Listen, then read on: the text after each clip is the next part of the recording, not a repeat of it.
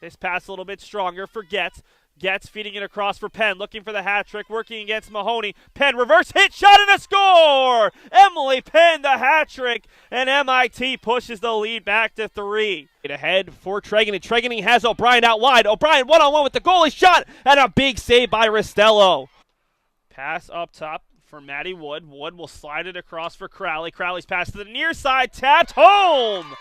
It's Emily Wood this time. Endicott electing for some misdirection. Just over 5 minutes to go in the half. MIT trailing by 3 goals, 2 in the first 10 minutes. It's Penn with it. Penn, the hard shot, just past the leg of Ventura, and MIT on the board. Tregenny for Getz. Getz has a cannon instead. Near side for Jaitley, winds up, and it's off the blocker. What a great play by Checa Ventura on the hard riser. 30 minutes and 10 seconds to go as that chopping ball nearly went off the head there of Newman. And Endicott, Sophia Cogliano, didn't realize that the whistle had blown. She was all alone on the far side, still dribbling the ball downfield. See where the restart comes. It's going to come just outside the dotted line. Notarangelo darting towards the net, sends a pass in. There's 2 MIT players there, kicked away by Ventura, and then a toe save there off the chance for Tregenny. Goes over the end line for an MIT restart. As Checa Ventura, probably a former soccer player at some point, very comfortable throwing out the legs and kicking it away.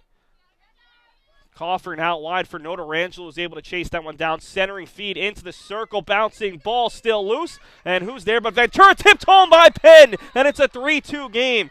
Ventura didn't get much on that attempted clear, and Penn, after not scoring in her first 2 collegiate games against Endicott, has 2 here in a matter of 10 minutes as she scores just 5 minutes and 43 seconds into half number 2.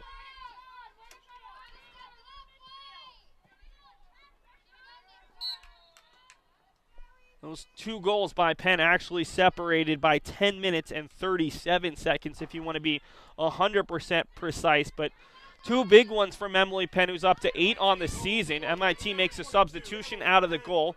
Devin Getz takes a rare rest. Amanda Lowry out onto the field, the junior out of Encinitas, California.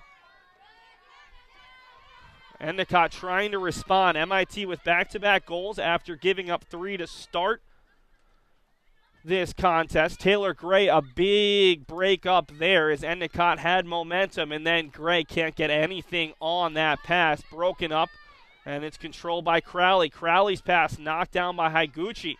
Higuchi, a bouncing ball, and it's easily broken up there by Maggie O'Reilly. Pass sent out ahead for Newman. Newman looking for Tregenny. Can Tregenny do something here? She's 1-on-4. Tregenny around one player, but it's tapped over the end line, and that should go for an MIT restart along the horizontal solid line. Allie Shepard asking for a break, and she'll get it as Catherine Stoll will check in. Chance here for Coffin. Shot goes off the blocker. It'll go for a penalty corner, but Jane Coffin, who's not known for her offensive prowess, nearly just tied this game up. MIT has gone from listless to on fire here as they have really created a lot of opportunities.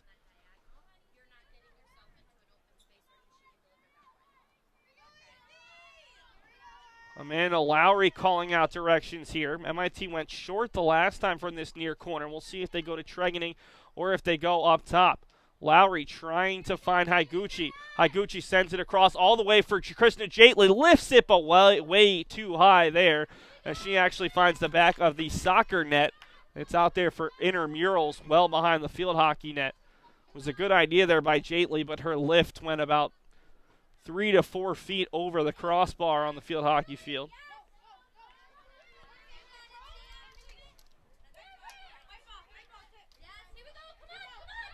And on the restart, it's given to Endicott. The 2 Endicott players there weren't aware, as they just were sort of waiting for a call either way. The only person who was calling out directions was Jody Sippola, the 10th-year head coach at Endicott, looking for her second ever win against MIT as head coach. Controlled by Jaitley here. Jaitley trying to find Lowry on the near side, broken up. And Endicott will send that ball off the knee of Jaitley, but they either didn't see it or ruled that it was too high of a touch there. Now Notarangelo with a bit of space, the junior out of Foxborough. And now Penn working off two players, nearly tripped, and she draws the contact. Just too much contact from the defense there. This is going to be the 8th penalty corner of the night for MIT. It'll be Tregening taking it out wide as MIT's varied it up. Still looking for their first penalty corner goal. Tregening has a bit more power than some of the players who have taken the passes previously. She might go all the way up top as Endicott's been really pressuring the ball on the slower developing plays. Higuchi can't handle it. Coffrin's there. Right back for Higuchi. Ventura's out of goal. Penn the hat trick, and we're all tied up at 3. Emily Penn from Reina Higuchi, and it's 3-3 here, less than 10 minutes into the second half. And still a ton of time left. 27:40 to go in this new MAC quarterfinal. MIT leads 1-0 on Emily Penn's goal, scored at 27-17 of the first half. Springfield back and forth. Nussbaum looking to get around Newman. She swerves around and has it taken away there by Newman, who goes off the foot, and no call. Nussbaum pass in front, kicked away there nicely by Brewer, but they're going to say a bit too high, and we'll get a penalty corner.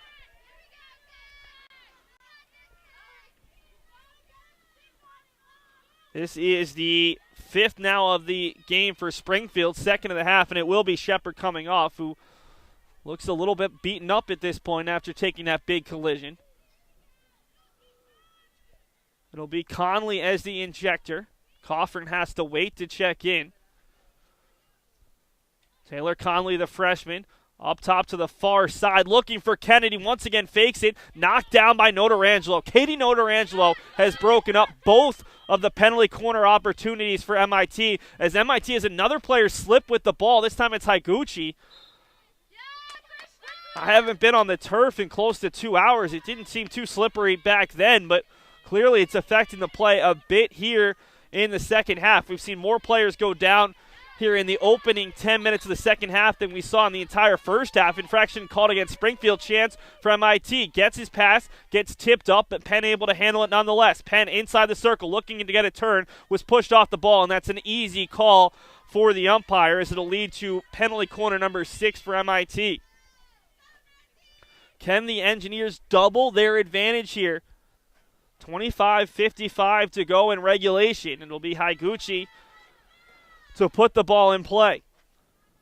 Once again, we see Taylor Gray come forward. MIT leaving just 2 players and the goalie back. 6 options for Higuchi, with Gray the closest. Getz is up top. It's Gray with it on the near side. Dribbles around one player, looking to get a shot off centering feet, knocked around. It's along the goal line and in. MIT has scored a second goal. They double their advantage with just 9 minutes and 37 seconds in. I have no idea what member of MIT. There were 3 or 4 right along the goal line on that one, and we'll get you the goal scorer shortly, but the Engineers double their lead. Reina Higuchi is being credited with the goal, at least for the moment, her 4th goal on the season, and Taylor Gray, who made that really nice centering feed, picks up the assist. That's her first collegiate point, and it doubles the lead, 9:37 into the second half.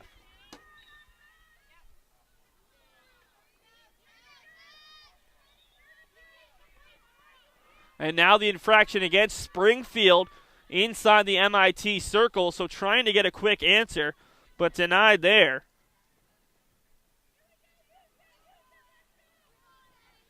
This is where MIT was able to turn the game the first time these two teams met back on September 17th, a 4-2 win for MIT. It was tied at 1-1 at halftime, but MIT scored 3 goals in an 8-minute span.